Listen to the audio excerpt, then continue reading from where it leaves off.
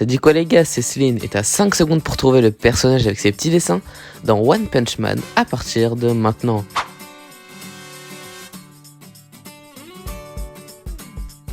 Et c'était Sonic, Zerma le grand rival de Saitama. Si tu l'as trouvé, tu peux t'abonner dès maintenant. Si tu l'as pas trouvé, bah...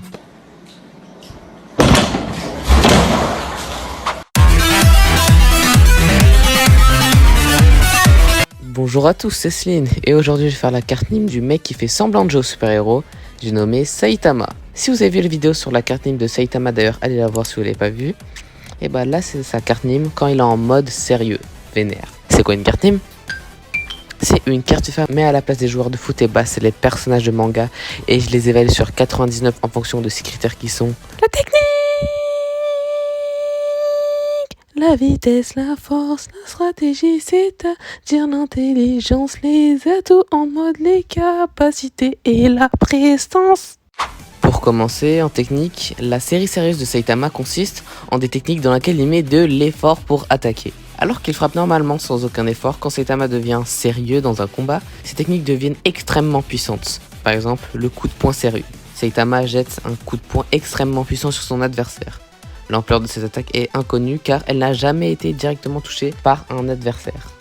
Le coup était si puissant qu'il annula complètement la vague de destruction planétaire de Boros. Un laser capable d'anéantir la Terre entière. L'onde de choc seule du coup de poing a été assez puissante pour séparer des nuages à l'échelle mondiale et livrer le dernier coup fatal à Boros. Boros mourant déclara alors que l'attaque fatale de Saitama contre lui n'était même pas près du vrai pouvoir de Saitama. Et que Saitama n'essayait même pas. Et pour finir, la suite de pas chasser sérieux. Saitama saute d'un côté à l'autre rapidement. Ça lui permet de créer une multitude d'images rémanentes. Il a été démontré qu'il était capable de marcher en avant en même temps, et l'onde de choc qui en a résulté a suffi à briser l'enterrement des 10 ombres de Sonic le foudroyant et de le vaincre. Quand il sort le grand jeu, il n'est plus le même, moi je vous le dis. Et il prend la note de 76 en technique. En vitesse, il a tout de même fait un saut Terre-Lune en quelques secondes. Aussi, on va dire en fait qu'il a presque une sous-vitesse de la lumière. Ça a été confirmé par Yusuke Murata. Les attaques de Gerwin Gashup, je crois que ça se dit comme ça, se déplaçant presque à la vitesse de la lumière ne sont rien comparées à Saitama qu'il considérait comme une mauvaise blague à ses yeux. Le mec se rapproche de la vitesse de la lumière, c'est-à-dire 299 792 458 mètres par seconde. C'est une dinguerie. C'était le petit moment de culture avec Professeur Slim. Et il a un 95 ans, vitesse, c'est une dinguerie. Maintenant, c'est la force. Saitama possède une force physique apparemment illimitée. Il serait d'ailleurs capable de détruire la Terre s'il le voulait. De nombreux personnages ont dit que la force de Saitama défiait la raison. On n'a jamais montré que Saitama se fatigue quand il combat des ennemis. Même en donnant un coup de poing plus puissant qu'une attaque destructrice de planète, Saitama n'a montré aucun signe de fatigue. Aucun personnage n'a été capable d'endommager ou même de blesser physiquement Saitama. Même si moi j'ai une petite hypothèse, vous voyez dans le premier épisode je crois, au moment où Saitama il fait un rêve comme quoi il y avait les vrais habitants de la Terre qui en fait étaient habités sous terre depuis un moment. Et bah là on a vu Saitama saigner et tout, ça se trouve c'était, je dis ça je dis rien, sa vraie force vu qu'on l'a vu saigner, se donner à fond et tout, vous avez capté? Il a même survécu aux dures conditions de l'espace sans avoir été blessé pendant son bref séjour sur la Lune. Il a été démontré que malgré les dangers de retenir son souffle dans l'espace, Saitama peut le faire sans aucun effet négatif sur son corps. Saitama préfère également esquiver ou bloquer les attaques plutôt que de les prendre de front, comme il le fait parfois avec des coups de poing ou des objets. Cependant, lorsqu'il les prend de front, l'objet se brise généralement ou est détruit. En gros, il est cheaté ce bâtard. Et un bâtard cheaté possède un 95 aussi en force. En intelligence, ça bouge pas. Il garde son ancienne note de 60 car il a toute sa tête.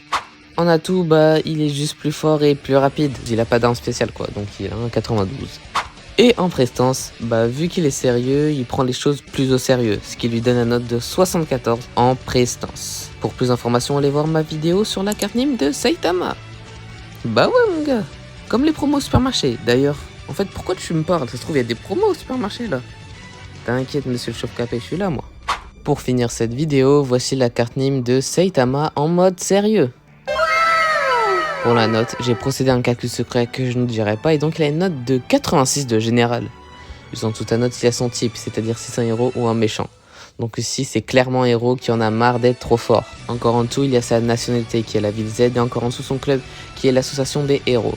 Et encore en dessous, il y a ses caractéristiques. Tech pour technique, vite pour vitesse, fort pour force, STR pour stratégie et intelligence, Atto pour atout les capacités et PRE pour prestance. Et il est en boost, avec une note de 86 de général, juste en dessous de Deku. C'est pas parce que Deku a une plus grosse note que lui qu'il est forcément plus fort. On sait tous que Saitama le boxe en un coup de poing, parce que Saitama est vraiment sérieux. Admirez ce chef-d'œuvre.